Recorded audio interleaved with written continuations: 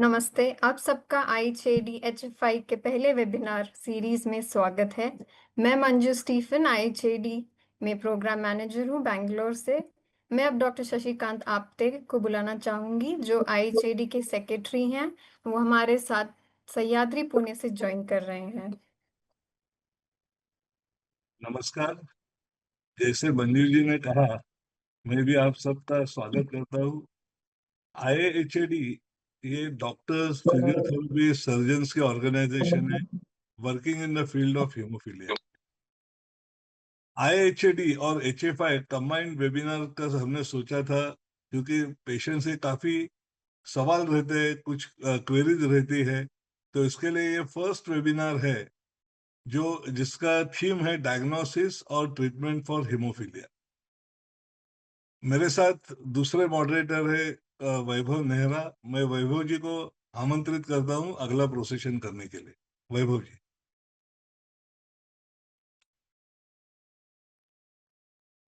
सभी को नमस्कार।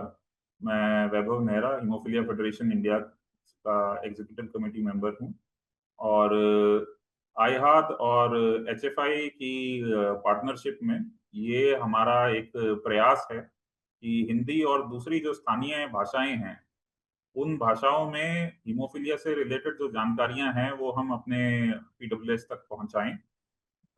एचएफआई भारत की एक ऐसी मुख्य संस्था है जो हीमोफीलिया से पीड़ित लोगों के कल्याण के लिए बहुत समय से काम कर रही है। लगभग 40 साल पुरानी हमारी नींव है। 1983 में ये अशोक बहादुर वर्मा जी ने शुरू करी थी और उसके बाद धीरे-धीरे करके कई सारे चैप्टर्स हमसे जुड़ते गए। आज की तारीख में 90 से ज़्यादा क्षेत्रीय सदस्य संस्थाएं हमारे साथ जुड़ी हुई हैं, जो हमारे प्रयासों की नींव हैं। और पिछले 4 दशकों से एचएफआई हीमोफीलिया से पीड़ित लोगों को कम लागत पर स्वास्थ्य सेवाएं उपलब्ध करा रही है। स्टेट गवर्नमेंट्स के साथ काम कर रही है ताकि स्टेट गवर्नमेंट जो है मुफ्त चिकित्सा हीमोफीलिया पीड़ित लोगों को मुहैया कराएं और हीमोफिलिक पेशेंट्स की देखभाल करने वालों को हम सहायता और ट्रेनिंग वगैरह प्रदान कर रहे हैं। मैं एचएफआई के हमारे जो अध्यक्ष हैं श्री प्रेमरू पलवा जी, उनको मैं यहाँ हैंडओवर करूंगा और उनसे आग्रह करूंगा कि वे थोड़ा सा हमें बैकग्राउंड दें कि हम ये सीरीज किस उद्देश्य से कर रहे हैं। Thank you. नमस्ते सब लोगों के लिए। एचएफआई और आहाद इंडिया में जो दो संस्थाएं जो मैक्सिमम हीमोफीलिया के लिए काम कर रहे हैं, यही दो बोल सकते हैं कि डॉक्टर्स हमारे पास आए हैं और डॉक्टर्स मैक्सिमम आहाद के साथ है और पेशेंट ऑर्गेनाइजेशन हम है। और जब पहला प्रोग्राम है हमारा, हम दोनों ऑर्गेनाइजेशन, हमारा आर्गुएबली द बेस्ट डॉक्टर जो ओके एम्स से है, हमारा तुलिका मैडम स्टार्ट कर रही है programme. And thank you so much Tulika madam for coming and speaking for this program. Over to Tulika. Thank you so much. So नमस्कार सब लोग। आज का पहला HFI IHAD वेबिनार के लिए जो मुझे बोलने के लिए दिया गया है वो है हीमोफीलिया का निदान और उपचार के बारे में। ये सबसे सरल वाला वेबिनार होगा। आगे इस श्रृंखला में और भी जो आपके प्रश्न होंगे और जो आपके कठिन सब चीज़ें हैं, सवालों का उत्तर दिया जाएगा। तो ये एक बहुत बेसिक वाला, सिंपल वाला वेबिनार है। काफ़ी लोगों को जो मैं आज बोल रही हूँ सब कुछ मालूम होगा। हमारे यहाँ जो मरीज़ आते हैं, जो परिवार होते हैं, हम सब उनको समझाते हैं, क्योंकि अगर आपको जानकारी होगी और आप जागरूक होंगे तो आप अपने और अपने परिवार वालों का सबसे अच्छा इलाज कर पाएंगे। तो हीमोफीलिया क्या होता है? हीमोफीलिया आप लोगों को सबको पता है कि ये एक रक्त जमाव संबंधित आनुवांशिक बीमारी है। तो जब हमारा चोट लगती है या खून तेज प्रभाव में हमारे शरीर में बहता है, तो कभी-कभी थोड़ा-सा खून निकल सकता है और उस खून को निकलने से रोकने के लिए हमारे शरीर में खून जमता है खून जमने के लिए काफ़ी पदार्थ होने चाहिए, इनको हम फैक्टर्स बोलते हैं, और हमें प्लेटलेट्स और कई और भी चीज़ों की ज़रूरत होती है। हीमोफीलिया में कुछ फैक्टर्स की कमी होती है, खासतौर से फैक्टर 8 या फैक्टर 9, और उसके वजह से जो खून जमता है वो इतना मजबूत नहीं होता है, और उसका जो क्लॉट होता है वो कई बार टूट जाता है, और उसकी वजह से जो खून का बहाव है वो होता रहता है काफ़ी लंबे समय तक। कुछ और भी बीमारियां हैं जो काफ़ी कॉमन है। एक बीमारी है वॉन विलेब्रैंड डिजीज़। ये भी हीमोफीलिया ए के जैसे होता है, और इसके साथ साथ कुछ और भी प्रॉब्लम्स होती हैं जिसके वजह से वॉन विलेब्रैंड मरीजों को दांत से खून और पेट के वजह से पेट में भी खून निकल सकता है। बट ये हीमोफीलिया ए, हीमोफीलिया बी और वॉन विलेब्रैंड, ये 3 सबसे महत्वपूर्ण बीमारियां हैं ब्लीडिंग की तरफ से।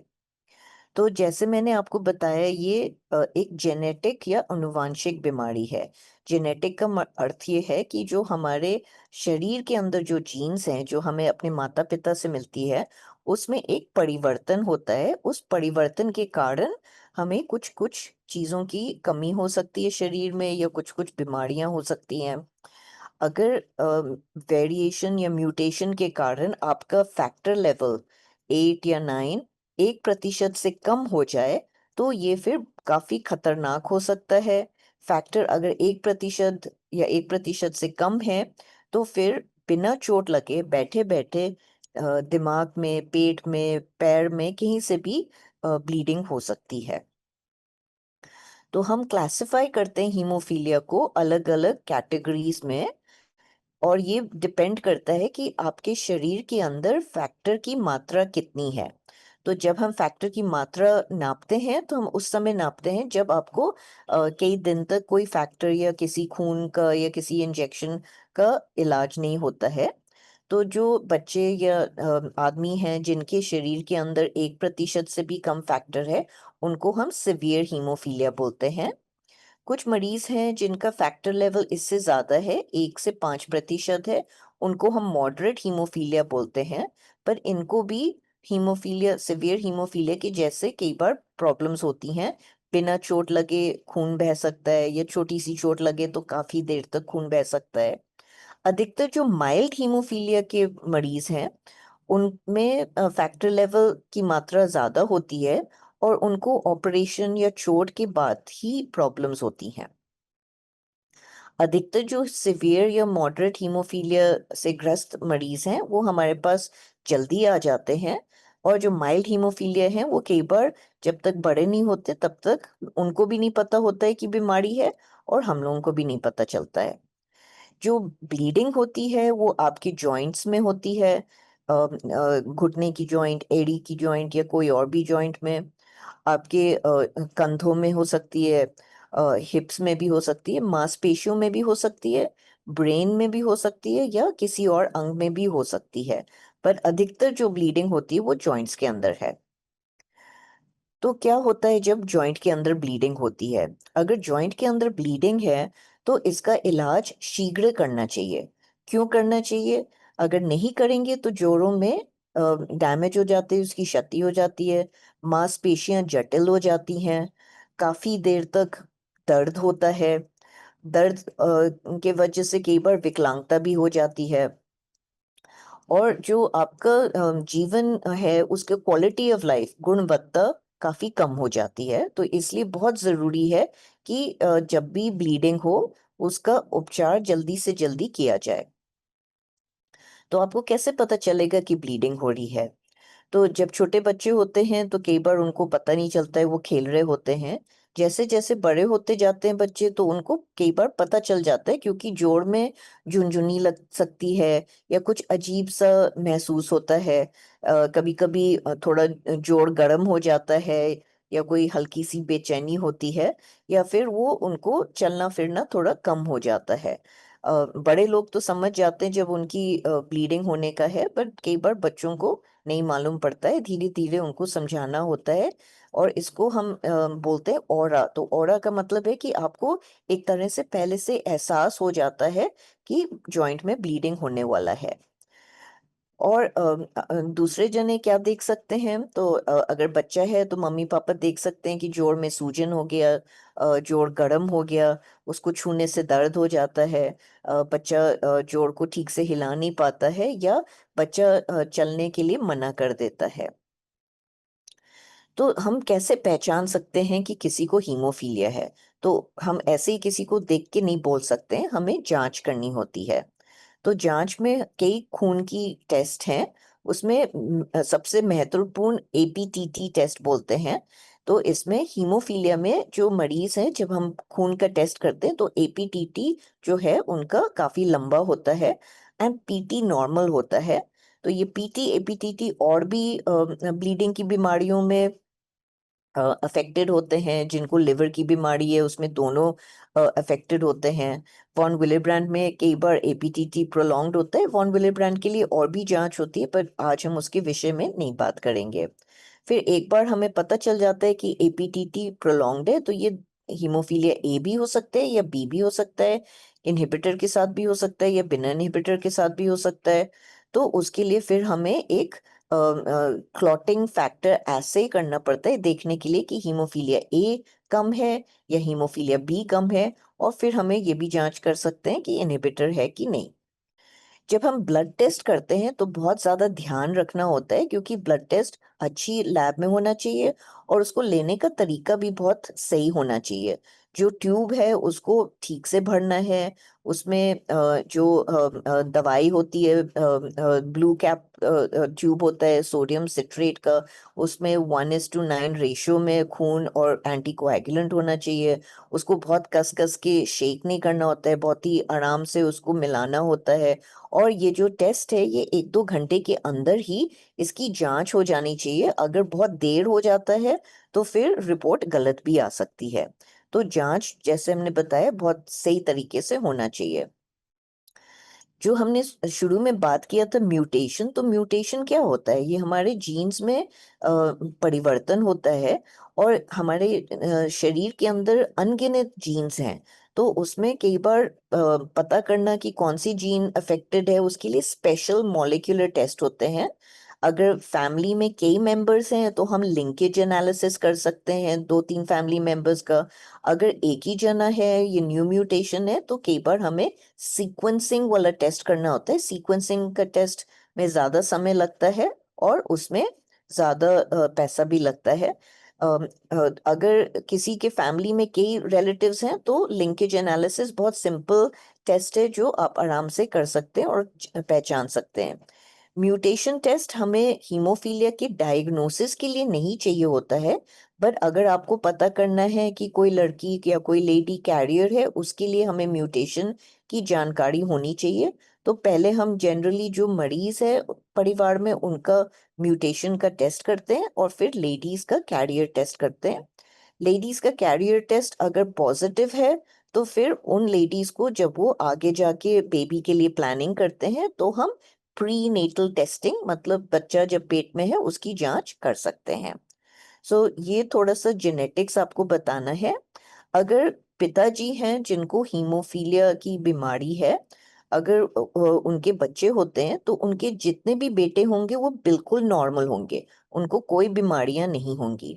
जो गर्ल्स हैं, जो बेटियां हैं, वो भी बिल्कुल नॉर्मल होंगी, पर वो कैरियर होंगी। इनको बोलते हैं ऑब्लिगेट कैरियर।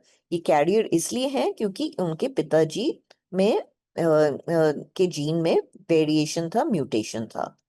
अगर मदर कैरियर है और उनकी शादी होती है तो उनके आधे बेटे बिल्कुल नॉर्मल होंगे, कोई उनको बीमारी नहीं होगी, और आधे बेटों में हीमोफीलिया की प्रोबेबिलिटी है, मतलब चांस है कि उनको हीमोफीलिया हो सकता है। जो उनकी बेटियां हैं उनमें आधे बिल्कुल नॉर्मल होंगे और आधे उनके कैरियर होंगे। तो इसमें बहुत ज़रूरी है कि कैरियर टेस्टिंग करें। अगर डॉटर कैरियर नहीं है तो उसमें आगे प्रीनेटल टेस्टिंग की आवश्यकता नहीं होती है। जेनेटिक काउंसलिंग हमेशा होनी चाहिए। जब भी इस तरह के जांच होते हैं तो परिवार को जांच से पहले और जांच के बाद भी उनको काउंसलिंग होनी चाहिए, और उनको अपने प्रश्नों का उत्तर देने के लिए स्पेशलिस्ट डॉक्टर या जेनेटिक काउंसलर होना चाहिए। प्रीनेटल टेस्टिंग जैसे मैंने बताया कि ये आपको अगर म्यूटेशन है फैमिली में, अगर मदर कैरियर है तो ये टेस्ट किया जा सकता है, और ये कई जगह कई टाइम पॉइंट्स पे हो सकता है। 10 से 12 हफ्ते तक भी आपको ये जानकारी मिल सकती है, और इसके लिए आगे जाके और डिटेल में आपके सेशंस होंगे। तो अब इलाज के बारे में बात करते हैं। तो कभी भी मत भूलिएगा कि फिजियोथेरेपी बहुत ज़रूरी है। पहले हम एक राइस या प्राइस करके हम थेरेपी बताते थे, अब इसका जो शॉर्ट फॉर्म है उसको थोड़ा चेंज करके पुलिस कर दिया है। पी का मतलब प्रोटेक्शन, तो प्रोटेक्शन का मतलब है कि आप पट्टी वगैरह बांध सकते हैं अगर चोट लगती है, क्रेप बैंडेजेस आप लोग सब रखते हैं।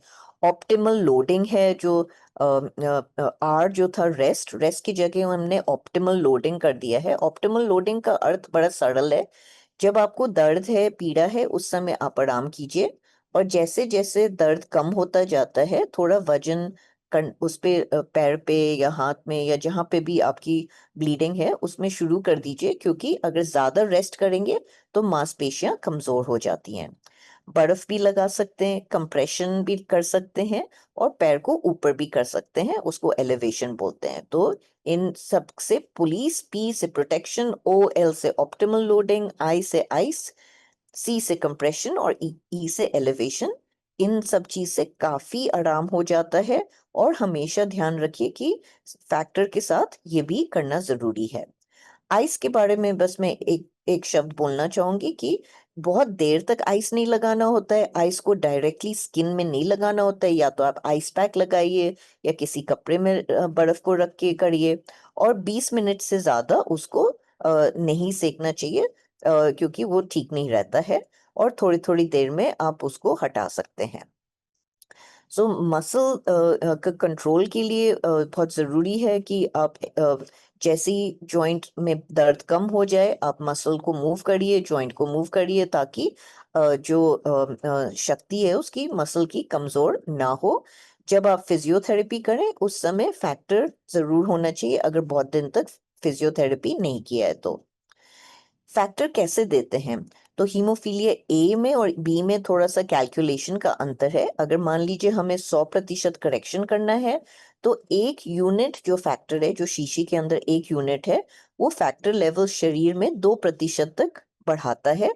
तो इसलिए डॉक्टर, आप जब भी क्लिनिक जाते होंगे तो डॉक्टर बच्चों के लिए हमेशा उनका वजन करते हैं और उनको चेक करते हैं कि उनका वजन कितना है, और उसके हिसाब से फिर कैलकुलेशन करते हैं। जो बॉडी वेट है उसके उससे हम फिर कितना हमें रेज करना है उसको हम कैलकुलेट करके डोज निकाल सकते हैं।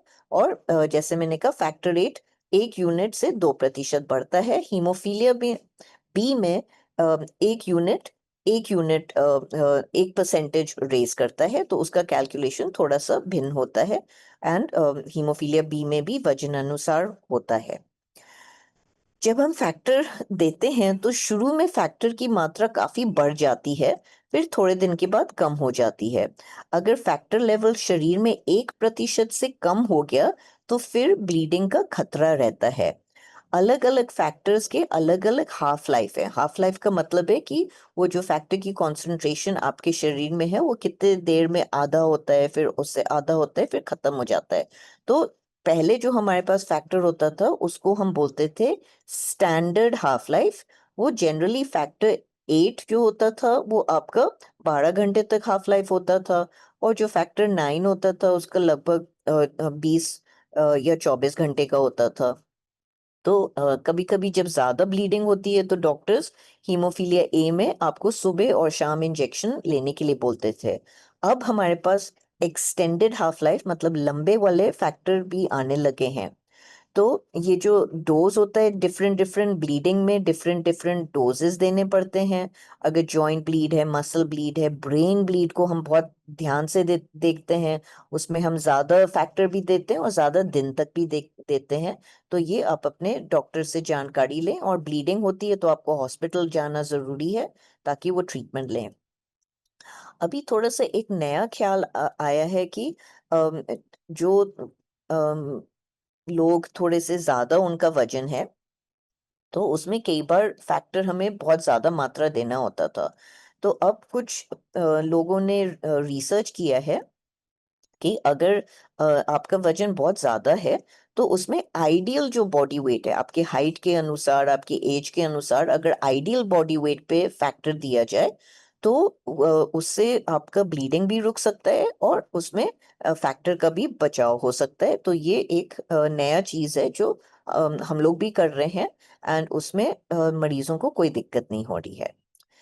प्रोफाइलैक्सिस आप लोगों ने सबने सुना होगा। प्रोफाइलैक्सिस ये होता है कि नियमित रूप से आपको फैक्टर दिया जाता है। ये एक बहुत अच्छी तरह का उपचार है। इसको हम रेगुलर रिप्लेसमेंट भी बोलते हैं या प्रोफाइलैक्सिस भी बोलते हैं। तो प्रोफाइलैक्सिस में हम क्या-क्या इस्तेमाल कर सकते हैं? तो अगर आपका स्टैंडर्ड हाफ लाइफ जो साधारण फैक्टर है वो हफ्ते में 2-3 बार आपको देना पड़ता है। पर अब हमारे पास नॉन फैक्टर भी कुछ दवाइयाँ आई हैं। तो जब भी हम फैक्टर या नॉन फैक्टर देते हैं ब्लीडिंग को होने से रोकने के लिए, उसको हम प्रोफाइलैक्सिस बोलते हैं। तो हमारे पास कई ऑप्शंस हैं। क्लॉटिंग फैक्टर में हमारे पास स्टैंडर्ड हाफ लाइफ है एंड एक्सटेंडेड या लंबे हाफ लाइफ वाले भी फैक्टर्स हैं। और नॉन फैक्टर प्रोडक्ट्स हैं, जैसे आपने एमिसुजुमैब का नाम सुना होगा। अब हमारे पास एक कॉन्सीजुमैब करके भी दवाई आई है एंड आगे भी हमारे इस ग्रुप में कई और दवाइयाँ आने वाली हैं। जो दूसरे तरह का इलाज है उसको हम बोलते हैं ऑन डिमांड, या जब ज़रूरत है, जब आवश्यकता है उस समय दवाई देना। तो वो ब्लीडिंग के बाद है, तो ब्लीडिंग हो गया है अब उसके लिए हम दवाई दे रहे हैं ताकि वो शीघ्र ठीक हो जाए। तो उसमें भी हम स्टैंडर्ड हाफ लाइफ या एक्सटेंडेड हाफ लाइफ फैक्टर का इस्तेमाल कर सकते हैं। और जिन पेशेंट्स में इनहिबिटर्स हैं हम जनरली उनमें एपीसीसी या फीबा दे सकते हैं, ये रिकॉम्बिनेंट फैक्टर 7। जिन पेशेंट्स में इनहिबिटर्स है हम जनरली एपीसीसी फीबा या रिकॉम्बिनेंट फैक्टर 7 प्रोफाइलैक्सिस के तौर पे नहीं देते हैं। बट ये जो नॉन फैक्टर प्रोडक्ट्स हैं ये जो मरीज हैं जिनको इनहिबिटर्स हैं या जिनको इनहिबिटर्स नहीं भी हैं, ये दोनों में इस्तेमाल किए जा सकते हैं। जो क्लॉटिंग फैक्टर्स हैं वो इनहिबिटर वाले मरीजों में काम नहीं करते हैं। तो प्रोफाइलैक्सिस बहुत अच्छी चीज़ है, उससे आपका जॉइंट ब्लीड 93% से कम हो सकता है एंड इसमें जॉइंट का हेल्थ, क्वालिटी ऑफ लाइफ, दर्द, डिसेबिलिटी सभी चीज़ों में काफ़ी फ़ायदा है। सो जहाँ तक हो सकता है डॉक्टर्स सभी चाहते हैं कि सभी मरीज प्रोफाइलैक्सिस पे हो। अभी हमारे देश में सब जगह प्रोफाइलैक्सिस नहीं अवेलेबल है, कुछ स्टेट्स में उन्होंने शुरू किया है। हम लोग सब उम्मीद करते हैं कि धीरे-धीरे सभी स्टेट्स में अवेलेबल हो। जो extended half life clotting factors हैं वो भी अब हमारे देश में आ गए हैं और उसकी वजह से इंजेक्शंस की मात्रा काफ़ी कम हो गई है। स्पेशली जो extended half life factor 9 product है वो आपको एक इंजेक्शन 10 दिन में चाहिए या आपको 2 हफ्ते में एक इंजेक्शन चाहिए। ये अभी थोड़े से महंगे हैं इंजेक्शंस, इसलिए सब जगह उपलब्ध नहीं है, बट अगर आपको सुविधा है तो ये अवश्य ले सकते हैं। And factor 8 extended half life में भी काफ़ी हद तक इंजेक्शंस आपकी 30% इंजेक्शन सालाना कम हो सकते हैं। इनहिबिटर्स अभी भी काफ़ी मुश्किल कॉम्प्लिकेशन है। सब मरीजों में इनहिबिटर्स नहीं होते, बट इनहिबिटर्स की सबको चिंता होती है। डॉक्टर्स बीच-बीच में आपको इनहिबिटर के लिए टेस्ट करने के लिए बोलते हैं। इनहिबिटर क्या होता है? ये एक एंटीबॉडी है। शरीर का जो इम्यून सिस्टम है, वो फैक्टर के विरुद्ध लड़ाई करता है। और इसमें अधिकतर ये जिनको बहुत ज़्यादा फैक्टर नहीं मिला है, कम एक्सपोजर्स होते हैं, या जब हम ऑपरेशन के टाइम पे या कोई इन्फेक्शन या एक्सीडेंट के टाइम पे कभी-कभी हम बहुत ज़्यादा हमें फैक्टर देना पड़ता है, उस टाइम पे भी हो सकता है। सो कब-कब हम इसको देख सकते हैं, अगर आपका ज़्यादा ब्लीडिंग हो रही है, अगर आपका फैक्टर पहले जितना काम करता था अब नहीं करता है, या कोई अनोखी जगह से ब्लीडिंग होती है, इन सब समय में हमें इनहिबिटर्स के बारे में सोचना चाहिए। जब शुरू में आपको फैक्टर्स मिलते हैं तो जब 20 एक्सपोजर से पहले भी थोड़ा सा चांस रहता है कि इनहिबिटर हो। अगर आप प्रोफाइलैक्सिस पे हैं तो जनरली कुछ समय के बाद इनहिबिटर का खतरा कम हो जाता है। तो इसलिए प्रोफाइलैक्सिस इनहिबिटर्स की रोकथाम के लिए बहुत अच्छी चीज़ है। हम लोग जनरली एम्स में 1 साल में 1 बार ज़रूर पेशेंट्स का इनहिबिटर कराते हैं जब उनका ये एक्सपोजर्स 20-30 से ज़्यादा हो जाता है, और जब भी सर्जरी या कुछ होती है तो उस समय भी हम इनहिबिटर का टेस्ट करते हैं। आपने शायद सुना होगा इम्यून टॉलरेंस इंडक्शन। तो जिन पेशेंट्स को इनहिबिटर हो जाता है तो कभी कभी आपके डॉक्टर आपको इम्यून टॉलरेंस इंडक्शन या आईटीआई की सलाह दे सकते हैं। उसमें ये हम लोग एम्स में कभी कभी छोटे बच्चों में करते हैं। इसमें हमें रेगुलरली हफ्ते में 3 बार फैक्टर देना होता है और काफ़ी मेहनत करनी होती है, पर इसमें इनहिबिटर समाप्त किया जा सकता है। सो ये एक चीज़ है। अगर ब्लीडिंग होता है किसी इनहिबिटर पेशेंट में, तो जैसे मैंने पहले भी बोला था, एपीसीसी, रिकॉम्बिनेंट फैक्टर 7, ये 2 तरह की दवाइयां हैं। इनको बाईपासिंग एजेंट भी बोलते हैं। और एपीसीसी का थोड़ा लंबे समय तक शरीर में रहता है, तो दिन में 1 बार या 2 बार आप दे सकते हैं। रिकॉम्बिनेंट फैक्टर 7 का असर 2-3 घंटे तक रहता है, तो उसको अगर ब्लीडिंग होती है तो कई बार देना होता है। बट दोनों बहुत अच्छी हैं और इनको इनहिबिटर पेशेंट्स में आराम से दिया जा सकता है। अब हमारे देश में नॉन फैक्टर दवाइयां इस समय 2 हैं और अभी और भी आने वाली हैं। तो सबसे पहला हमारे पास जो नॉन फैक्टर प्रोडक्ट था उसका नाम था एमिसुजुमैब। ये जो है ये फैक्टर 8 के अभाव में भी फैक्टर 9 और फैक्टर 10 वो दोनों को मिला देता था, और जब ये दोनों मिल जाते थे तो फैक्टर 10 एक्टिवेट करके अपना क्लॉट बनाता था। तो ये जो फैक्टर एमिसुजुमैब है, ये फैक्टर नहीं है, ये एक मोनोक्लोनल एंटीबॉडी है। अब कुछ और भी दवाइयां आई हैं जिनको हम बोलते हैं रीबैलेंसिंग एजेंट्स। तो ये भी आने लगे हैं हमारे देश में। और जीन थेरेपी के लिए सबसे अच्छा काम हमारे देश में डॉक्टर आलोक श्रीवास्तव और उनका टीम ने किया है। तो उसके बारे में हम ज़्यादा नहीं बताएंगे, सब बाद में आपको और विस्तार से बताएंगे। तो ये जो हम क्लॉटिंग का आपको बताया था कि इसमें कई दवाइयां हैं जो अलग अलग जगह पे एक्ट करते हैं और रीबैलेंस करते हैं कि हमारे शरीर में कुछ चीजें हैं जो खून को तरल रखते हैं और कुछ चीजें हैं जो खून को जमाते हैं। तो वो पुनः संतुलन बनाते हैं, तो उनको हम रीबैलेंसिंग एजेंट्स करते हैं। नॉन फैक्टर थेरेपीज का एक और बहुत अच्छा फायदा है कि वो जीरो एबीआर मतलब जीरो ब्लीड कर सकते हैं। ये जो शून्य रक्तस्राव, ये बाकी हम फैक्टर्स वगैरह से भी नहीं देख पाते थे, और वो इसलिए होता है क्योंकि इनका जो एक्शन है वो काफी हाई लेवल तक क्लॉटिंग फैक्टर का शरीर में होता है। एमिसुजुमैब तो 2 हफ्ते में 1 बार इंजेक्शन दे सकते हैं या 1 महीने में भी इंजेक्शन दे सकते हैं, और इसमें जीरो ब्लीड्स अचीव होते हैं। एक फिटुसुरान करके भी दवाई है जो अभी इंडिया में आने वाला है। इसको आप 1 महीने में 1 इंजेक्शन या 2 महीने में इंजेक्शन ले सकते हैं। एक कॉन्सीजुमैब एक और दवाई है, ये भी एक रीबैलेंसिंग एजेंट है। एंड इसको एक पेन इंजेक्टर से रोज आप ले सकते हो, एंड इसको आप होम थेरेपी भी ले सकते हैं क्योंकि ये डेली एक पेन इंजेक्टर से आपको लेना पड़ता है। तो ये एक ग्राफ है जिसमें बता रहे हैं कि एमिसुजुमैब, कॉन्सीजुमैब, फिटुसुरान, मार्स्टेसिनिब, ये नई दवाइयां हैं जो सब हीमोफीलिया के मरीजों में बहुत अच्छा असर है। उनका अलग अलग डोज है। अच्छी बात यह है कि ये सबक्यूटेनियस इंजेक्शन मतलब नस में इंजेक्शन नहीं लगेगा, चमड़ी में इंजेक्शन लगता है। अलग अलग इनका मेथड ऑफ एक्शन है, बट सभी में काफी फायदा है पेशेंट्स में, और इनको ब्लीडिंग का बहुत हद तक कम हो जाती है। सो ये जो इंजेक्शंस हैं ये काफ़ी फ्लेक्सिबल हैं। आप डेली या वीकली या मंथली ले सकते हैं। अभी जब आएंगे हमारे कंट्री में और भी चीज़ें, तो फिर हम लोग आपको इन सब के बारे में और डिटेल में बताएंगे। ये ध्यान रखना है कि सर्जरी जब भी करें, एक अच्छे अस्पताल में करें जहाँ पे एक्सपीरियंस्ड हीमेटोलॉजिस्ट हो जो मॉनिटरिंग भी कर सके, और इनहिबिटर का टेस्ट ज़रूर करना है। दूसरा, जो भी अगर नॉन इनहिबिटर पेशेंट है तो पूरा फैक्टर का प्रबंध करना है। ये वेट के अनुसार, सिवेरिटी के अनुसार और कौन सी सर्जरी होनी है उसके अनुसार होता है। फैक्टर लेवल हम चेक भी कर सकते हैं अगर कोई बड़ी सर्जरी है, एक बार डोज देके कि सब कुछ ठीक है। और सर्जरी के से पहले पूरे अच्छी तरह से सब पूरे शरीर का चेकअप होना चाहिए कि मरीज सर्जरी के लिए फिट है कि नहीं। एंड सर्जरी जब हम करते हैं तो उस समय शुरुआत में कई बार हमें सुबह शाम भी फैक्टर देना होता है।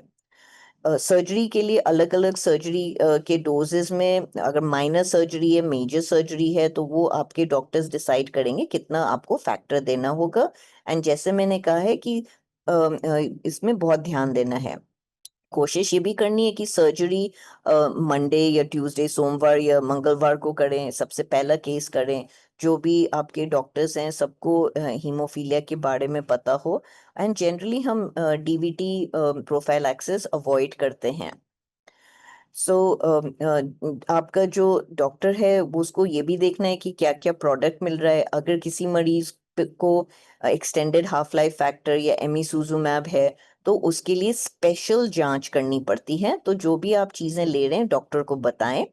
एंड इन्फेक्शन का रोकथाम बहुत ज़रूरी है, एंड ऑपरेशन के बाद फिजियोथेरेपी करना ज़रूरी है, और उसके लिए भी फैक्टर्स का प्रबंध होना चाहिए। अगर किसी मरीज को हीमोफीलिया विद इनहिबिटर्स है और उनका सर्जरी हो रहा है तो उसमें हमें और भी ज़्यादा ध्यान देना है।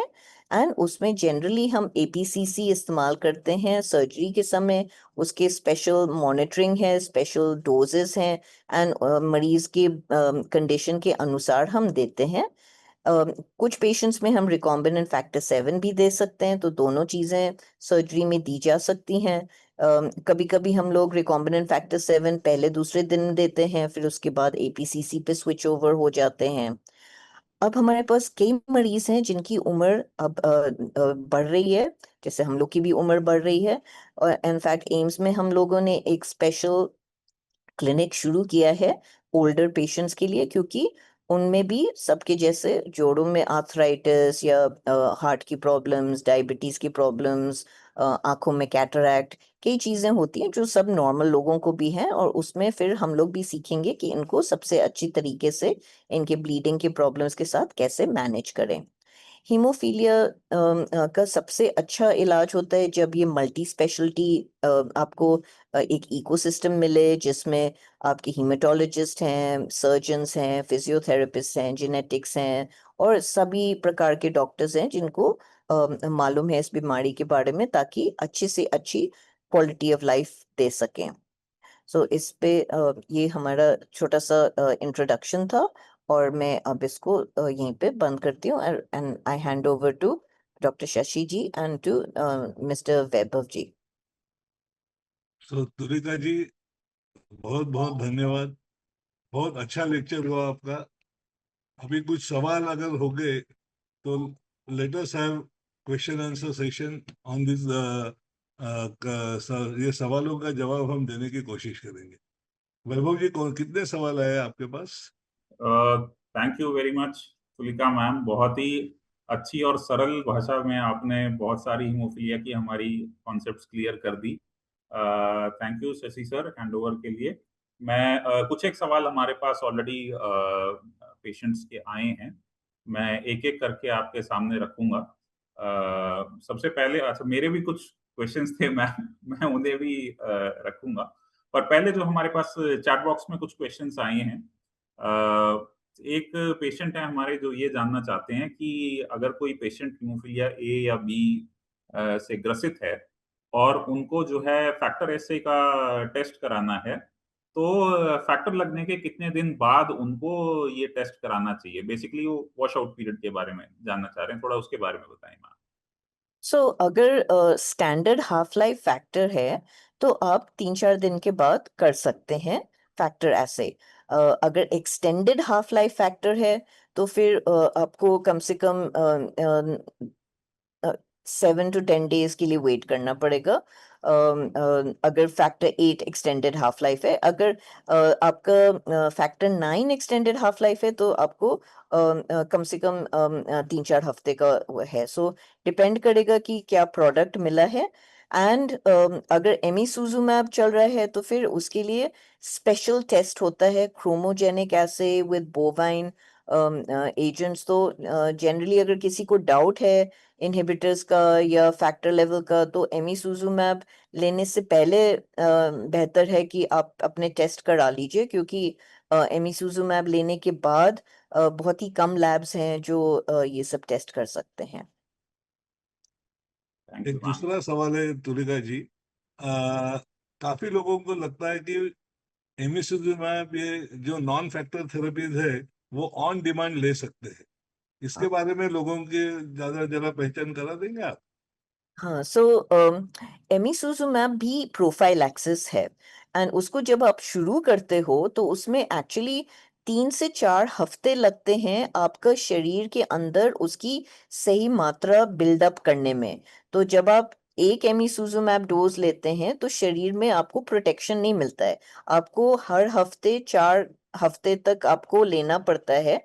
फिर आपके शरीर में एमिसुजुमैब की मात्रा इतनी हो जाती है कि आपको प्रोटेक्ट करता है। तो इसलिए अगर आपकी आज चोट लगी है और आप आज एमिसुजुमैब लेते हो तो आज तो प्रोटेक्शन होगा नहीं, वो तो 1 महीने के बाद आपको प्रोटेक्शन मिलेगा। सो ये प्रोफाइलैक्सिस के लिए है एंड जो मरीज एमिसुजुमैब ले रहे हैं वैसे तो हम लोगों ने देखा है कई बार चोट वोट होती है तो कुछ और एक्स्ट्रा देने की जरूरत नहीं होती है, बट अगर ज्यादा चोट लगे या ब्लीडिंग हो तो फिर आपको एक्स्ट्रा कुछ लेना पड़ेगा ब्लीडिंग को रोकने के लिए, फैक्टर को, या अगर इनहिबिटर पेशेंट है तो बाईपासिंग एजेंट, क्योंकि ये ब्लीडिंग रोकने के लिए नहीं है, ब्लीडिंग को प्रिवेंट करने के लिए है। जी। Thank you. अच्छा, एक और क्वेश्चन है हमारे पास मैम, एक पेशेंट द्वारा ही सबमिट किया गया है अभी। वो ये पूछ रहे हैं कि अगर किसी की फैमिली में हीमोफीलिया की कोई हिस्ट्री नहीं है और उसमें एक हीमोफिलिक बच्चा जन्म लेता है, जी। तो क्या चांसेस हैं कि अगर दोबारा भी वे एक बेबी प्लान करते हैं, तो उसको भी हीमोफीलिया हो?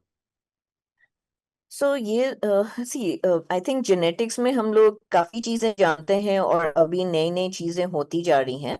सो अधिकतर जो पेशेंट्स है करीब 65-70% तो फैमिलीज होती हैं जिनमें हमें पता है कि उनके कई रिलेटिव्स को, कई लोगों को हीमोफीलिया है। बट जो आपने बताया है कई बार होता है कि कोई फैमिली मेंबर नहीं है और एक बच्चे को हो जाता है। सो ये यूजुअली न्यू म्यूटेशन है, नया म्यूटेशन है। अभी हम लोगों को ठीक से पता नहीं कि म्यूटेशंस क्यों होते हैं, बट जैसे हमने कहा कि हमारा जो जेनेटिक कोड है वो बड़ा कॉम्प्लिकेटेड है और उसमें छोटा सा भी चेंज हो जाता है तो उसमें बॉडी में काफी परिवर्तन हो जाता है। सो अगर एक बच्चा है जिसको हीमोफीलिया है तो आप मदर में चेक कर सकते हैं कि उनमें म्यूटेशन है। अगर उनमें म्यूटेशन है तो फिर तो जैसे और परिवार हैं जिनमें हीमोफीलिया है तो फिर उसी तरह से आप नेक्स्ट बेबी के लिए प्रीनेटल टेस्टिंग कर सकते हैं। जी, मतलब कि अगर ऐसे केस में पहले मदर का कैरियर डिटेक्शन टेस्ट कराना बेहतर रहता है। Thank you ma'am. हमारे पास जो है, जो नई थेरेपीज आ रही हैं, उनको लेके काफ़ी ज़्यादा क्वेश्चंस आए हैं। एक क्वेश्चन ये है कि एमिसिजुमैब, कॉन्सिजुमैब, फिटसुरैन, मास्टिसिमैब, जितने भी हमारे नॉन फैक्टर थेरेपीज हैं, उनसे प्रोफिलैक्सिस जो है वो ज़्यादा बेहतर रहता है, या फिर जो लॉन्ग एक्टिंग फैक्टर जैसे कि एल्टुवियो, स्पेशली नाम लेके उन्होंने पूछा है, हालाँकि एल्टुवियो जो है वो लॉन्ग एक्टिंग का भी एक एडवांस्ड वर्ज़न है। वो अ, लंबा है। यस।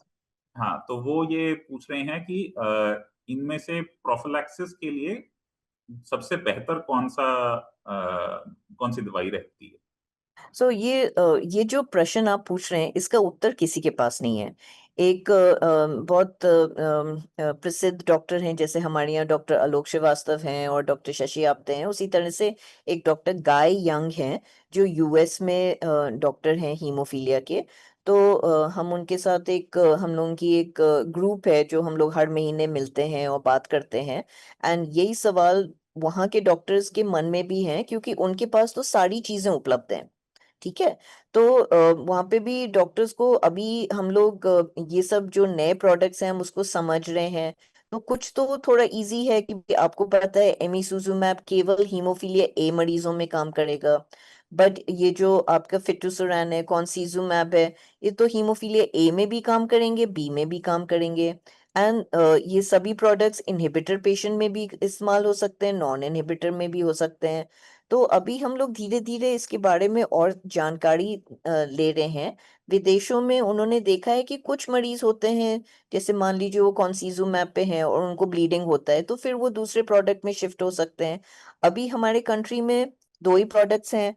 एंड अभी जो नया कॉन्सिजुमैब आया है वो अभी थोड़ा एक्सपेंसिव है और अभी पूरे देश में अभी अवेलेबल नहीं है। धीरे धीरे वो भी हो जाएगा। एमिसुजुमैब अब हमारे पास आई थिंक अब 6-7 साल से है।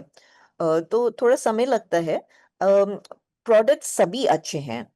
एंड मैं तो ये कहूंगी जो आपको आसानी से मिल जाए आप लीजिए। सभी सुरक्षित हैं, सभी अच्छे हैं। एंड जो भी आप लेंगे हमेशा डॉक्टर की निगरानी में लें। एंड अगर कोई प्रॉब्लम होती है तो फिर हम लोग हैं देखने के लिए। बट कोई भी चीज़ खराब नहीं है। एंड सब पे बहुत ज़्यादा रिसर्च हुआ है। जब स्टडी होती है, जब जानकारी नहीं होती है तो कभी कभी लोगों के साथ प्रॉब्लम्स हो सकती हैं। बट अब जो फाइनली जो अप्रूव्ड हो गए हैं तो उसमें उन्होंने देख लिया है कि कौन सा डोज देना चाहिए। फिटोसुरैन पहले उसका डोज थोड़ा सा ज्यादा था, 70 के आसपास था। अब जो डोज आया है 50 है। एंड उसमें हम 83 ब्लड टेस्ट करके हम उसको 20 भी कर सकते हैं। एंड पहले वो वंस अ मंथ था, अब वो कहते हैं 2 महीने में लेना है। तो अभी ये सब जो रिसर्च के उससे किया गया है, देखा गया है कि जो सबसे सेफ है, जिसमें कोई प्रॉब्लम्स नहीं हो, वो अब डॉक्टर्स आपके देंगे। एंड जो आपको मिलता है आप लीजिए। अगर फैक्टर मिलता है वेरी गुड। अगर इनहिबिटर है तो फिर आपके पास पहले बहुत ज्यादा ऑप्शंस नहीं थे, अब आपके पास काफी ऑप्शंस हैं। आई थिंक जनरली इंडिया में हम लोग ने एमिसुजुमैब पहले हम लोगों ने इनहिबिटर पेशेंट्स में शुरू किया था क्योंकि उनको ज्यादा प्रॉब्लम होती है एंड उनको फैक्टर नहीं दिया जा सकता है। या फिर जिन पेशेंट्स में बहुत ज्यादा ब्लीडिंग होती है या बहुत टारगेट जॉइंट्स हैं, तो ऐसे मरीजों में हम शुरू करेंगे। एंड धीरे धीरे सरकार भी इन सब चीजों को समझ रहा है। एंड आई एम श्योर धीरे धीरे सबको और भी अच्छी अच्छी चीजें मिलेंगी। और एक सवाल मेरा तुलिका जी, काफी लोगों की ऐसी समझ रहती है कि प्रोफिलैक्सिस करने से इनहिबिटर बढ़ जाता है। आपका इसमें क्या कमेंट रहेगा? सो जब अगर आप फैक्टर कभी नहीं लोगे तो चांस तब भी है कि इनहिबिटर हो जाए, क्योंकि पहले लोगों को एफएफपी या क्रायो मिलता था, तो ऐसे मरीजों में भी इनहिबिटर हो सकता है। सो इनहिबिटर इसलिए बनता है क्योंकि आपके शरीर में बहुत कम फैक्टर है। फैक्टर को आप पहचानते नहीं हो तो कभी कभी एलर्जी हो जाती है। देखा गया है कि अगर आप प्रोफाइलैक्सिस करते हो तो हो सकता है कि जो पहले दूसरे 5वें डोज पे किसी किसी का लो टाइटर इनहिबिटर बन जाता है, पर इनका इनहिबिटर कई बार अपने आप 6 महीने के अंदर चला भी जाता है।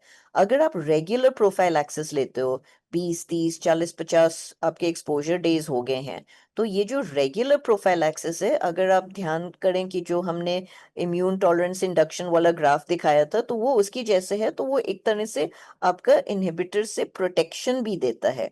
तो कई स्टडीज हैं जिसमें हम लोगों ने देखा है जो प्रोफाइलैक्सिस वाले पेशेंट हैं, लॉन्ग टर्म में उनका इनहिबिटर बनने का चांस कम है। पहले बहुत कम फैक्टर मिलता था, कभी कभी मिलता था, तो इनहिबिटर सर्जरी के टाइम पे या किसी भी टाइम पे बाद में भी हो सकता था। आजकल बहुत कम इनहिबिटर्स हम लोग देख रहे हैं। और वैसे भी देखा जाए तो हमारे यहाँ इंडिया में थोड़ा सा वेस्टर्न वर्ल्ड से थोड़ा कम इंसिडेंस है।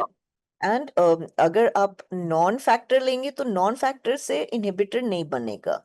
सो वो भी एक अच्छी चीज है।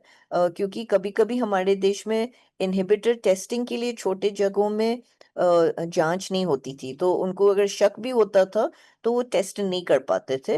पर अगर आप नॉन फैक्टर दे रहे हैं तो अगर इनहिबिटर बना भी है तो भी ब्लीडिंग आपकी अच्छे से रुकेगी। एंड टेस्टिंग के लिए आपको नहीं करना है। ऑब्वियसली अगर नॉन इनहिबिटर पे है, अगर सर्जरी या कुछ है, तो उस टाइम पे आपको फिर भी टेस्टिंग करना पड़ेगा। पर अदरवाइज आई थिंक हमारे देश के लिए नॉन फैक्टर प्रोडक्ट्स बहुत ही महत्वपूर्ण हैं और उनको हमें ज्यादा से ज्यादा इस्तेमाल करना चाहिए। ठीक है। Thank you ma'am. मेरे बहुत सारे जो पेशेंट्स के सवाल मैं आपसे पूछना चाहता था उनके जवाब आपने ऑलरेडी दे दिए हैं, क्योंकि जो है चैट बॉक्स भरा हुआ है इन्हीं सवालों से कि भाई एमिसिजुमैब प्राइवेट में अवेलेबल है क्या, या फिर जो है तो इंडिया में इंजेक्टर पेन कब आएगा, या एमिसिजुमैब की एक नॉन फैक्टर थेरेपी पे इनहिबिटर डेवलप हो सकते हैं क्या? तो काफी सारे आपने ऑलरेडी जवाब दे दिए हैं। एक चीज मैं और अच्छा, एक बहुत इंपॉर्टेंट सवाल है जो मैं अपने खुद सोच रहा था कि मैं आपसे पूछूंगा, क्योंकि बहुत जरूरी है और एक पेशेंट ने भी बीच में रखा है कि क्या हम एमिसिजुमैब और फैक्टर साथ में ले सकते हैं। मैं इसको थोड़ा और रिफ्रेश करके जो मैं आपसे पूछना चाह रहा था कि नॉन फैक्टर थेरेपीज और फैक्टर साथ में अगर लिया जाए तो उसके क्या क्या परिणाम निकल सकते हैं, किन स्थितियों में करना जरूरी है, और क्या कुछ अगर ओवरडोज करा जाए तो क्या कुछ परिणाम उसके निकल सकते पहले तो मैं एडवाइस करूंगी कि बिना डॉक्टर की सलाह से कुछ नहीं करना चाहिए। जब कॉन्सीजुमैब का ट्रायल चल रहा था तो शुरू में कोविड के टाइम पे 2-3 पेशेंट्स का ब्लड क्लॉट हो गया था। बाद में पता चला कि वो कॉन्सीजुमैब भी ले रहे थे और विदेश के पेशेंट थे तो वो साथ-साथ में फैक्टर भी ले रहे थे। तो कभी-कभी ओवरडोज हो सकता है। ये जो नॉन फैक्टर प्रोडक्ट्स हैं ये ज़्यादा स्ट्रॉन्ग है फैक्टर से। तो आपका फैक्टर तो नहीं बढ़ता है बट आपका फैक्टर के इक्विवेलेंट सेमिसुजुमैब का करीब आपका 10-15% फैक्टर का है। तो इसमें जनरली आपको कोई प्रॉब्लम नहीं होगी। अगर आपका 10-15% फैक्टर है तो आप ऑलमोस्ट माइल्ड हीमोफीलिया के जैसे बन गए हैं।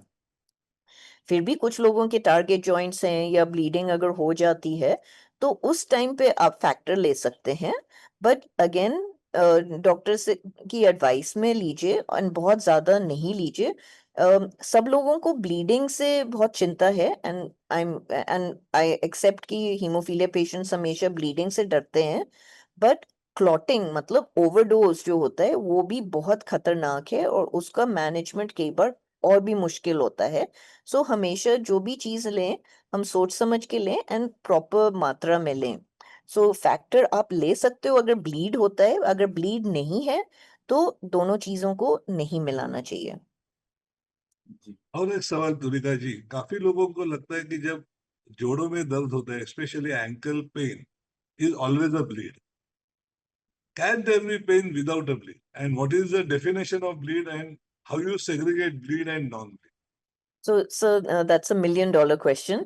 जो पहला आपका सवाल था कि हर एक जो दर्द है जोड़ में वो ब्लीड है कि नहीं, तो ये तो इसका बहुत इजी उत्तर है कि हर एक जो दर्द है वो ब्लीड नहीं होता है। ब्लीड भी हो सकता है या साइनोवाइटिस हो सकता है या आर्थराइटिस हो सकता है, कई चीजें हो सकती हैं। आप अगर बहुत मेहनत कर रहे हैं तो नॉर्मल मसल पेन भी हो सकता है, कई चीजें हो सकती हैं। इसको डिफरेंशिएट करना कई बार बहुत मुश्किल है। लोगों ने अल्ट्रासाउंड भी किया, कई चीज़ें की, बट अभी हमारे पास कोई बहुत ही अच्छा इमेजिंग या कुछ सवाल नहीं है। जो सिंपल हीमोफीलिया फेडरेशन जो बोलते हैं, अगर आपको जैसे जॉइंट में ऑरा होता है, हीट है, पेन है और कोई और आपका कारण नहीं है, तो अक्यूट ब्लीड हो सकता है। अगर पेन कई दिन तक, कई हफ्तों तक चला आ रहा है तो वो ब्लीड अनलाइकली है, उसमें मोस्ट लाइकली साइनोवाइटिस, आर्थराइटिस या कुछ ऐसा हो गया होगा।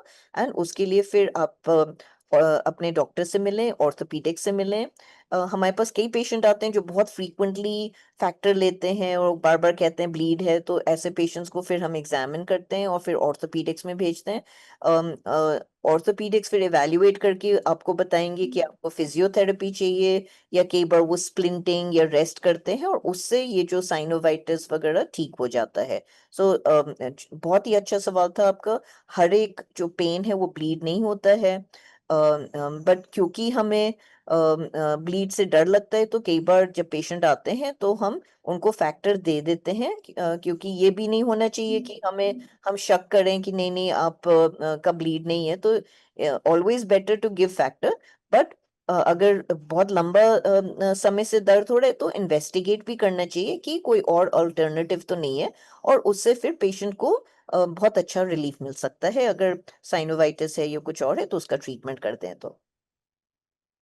जी, थैंक यू मैम। हमारे पास क्वेश्चंस अभी भी काफी सारे हैं, लेकिन हमें दूसरे सेशन की तरफ भी जाना है, तो मैं बहुत क्विकली कुछ एक जो हमारे बच गए हैं क्वेश्चंस वो मैं आपको दूंगा मैम। एक तो एक पेरेंट हैं जिनका जो बेटा है वो हीमोफिलिक है और एक डॉटर है जो 8 साल की है।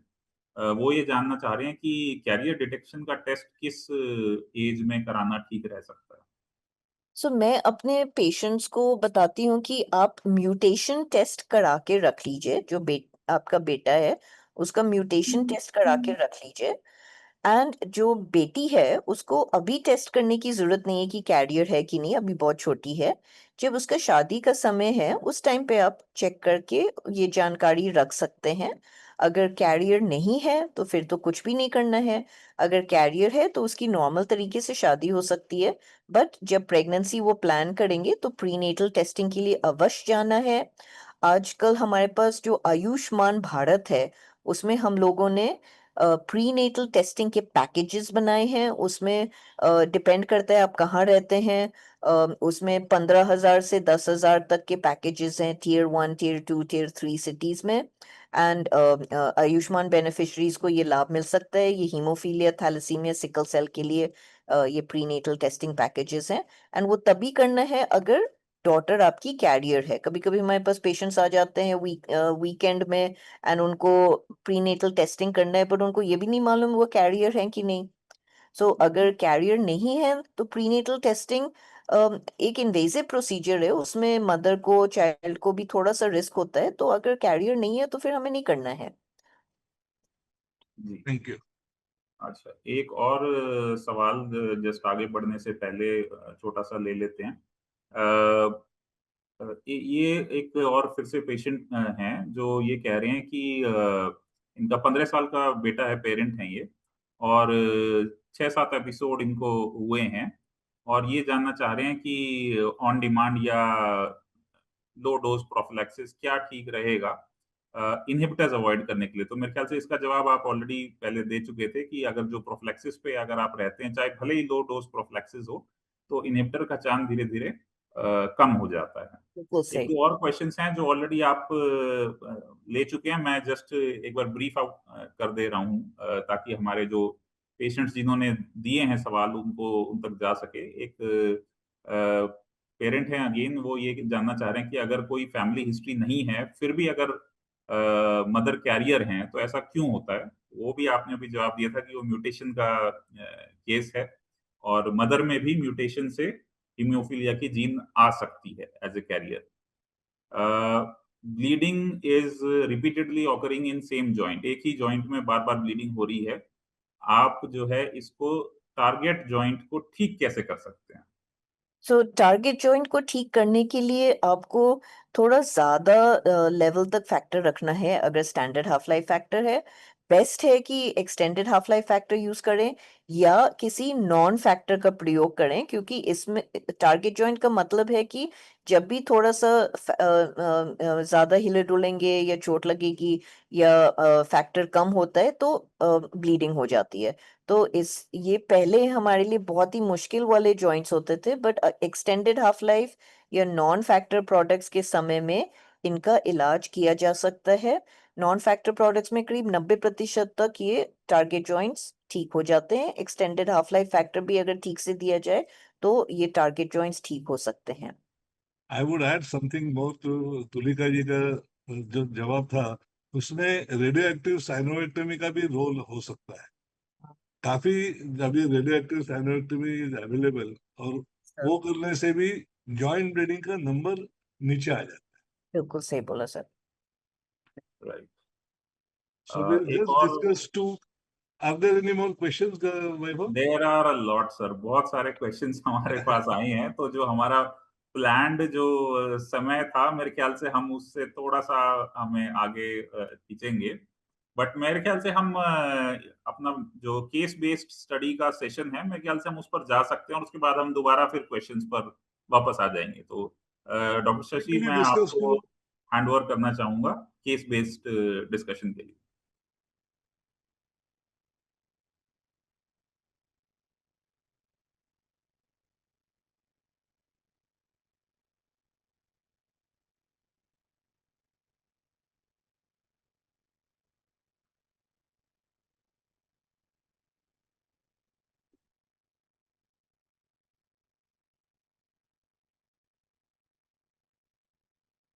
So Tulika ji, there is a 24-year-old mild hemophilia A patient is presenting with melena and low BP.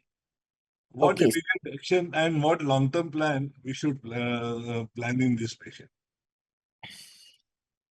So, whenever I get a mild hemophilia A, I also want to check that could this be a von Willebrand disease? Because sometimes we get these patients who are labeled as hemophilia, but they actually are VWD, and VWD में GI bleeding के बहुत सारे कारण होते हैं. So, one, because they have platelet dysfunction, two, because they can have angiomas and other things.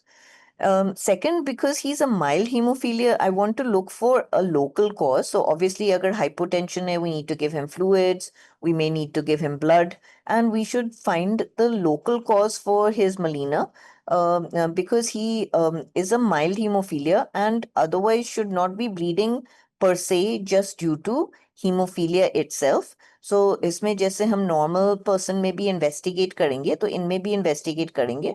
We may need to, depending on what his factor level is, we may need to give him some factor while we are doing the endoscopy and and for biopsy. And once we found the cause, then we can treat the cause if possible. If there is no cause found, I still feel it would be a little unusual, and I would still want to investigate further to make sure that he doesn't have some local problem that is causing this. The next case is a 18-month-old child with severe hemophilia, not on prophylactic therapy, had a fall and comes convulsing. Oh no.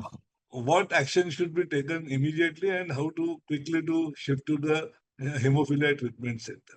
ये कितना जरूरी है, कैसे plan करना चाहिए?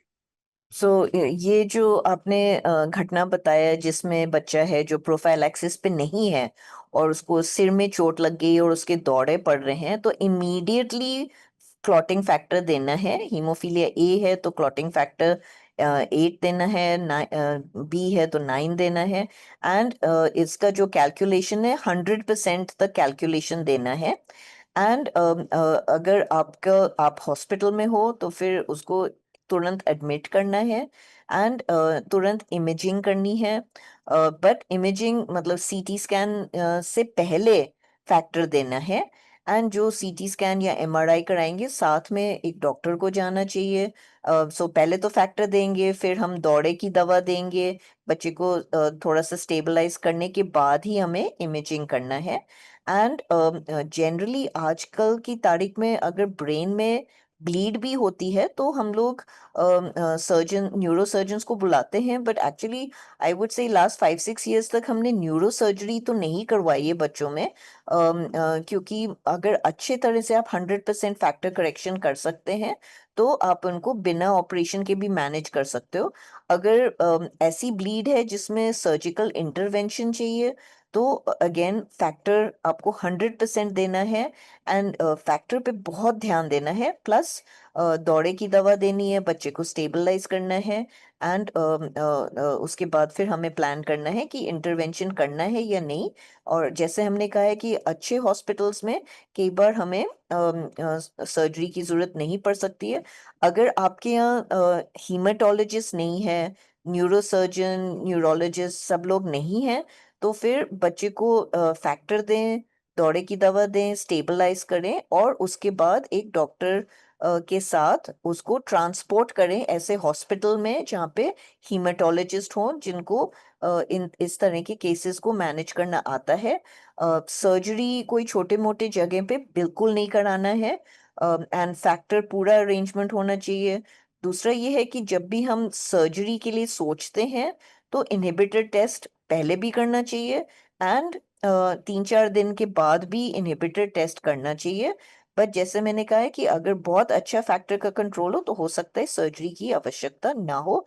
But इसमें बिना सोचे समझे आपको तुरंत जितनी जल्दी से जल्दी फैक्टर दें वो देना है.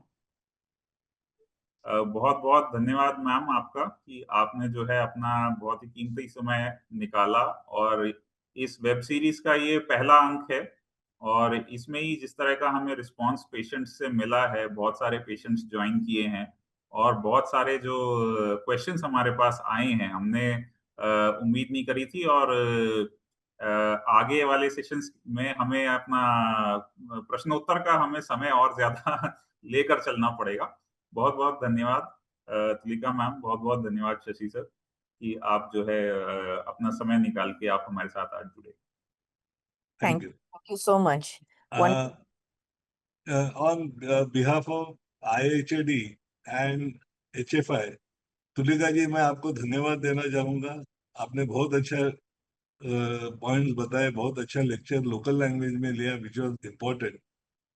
I would also thank Mr. Vaibhav for moderating the patient session, and I would thank again Prem for taking initiative, Dr. Alok taking initiative for this kind of webinar series.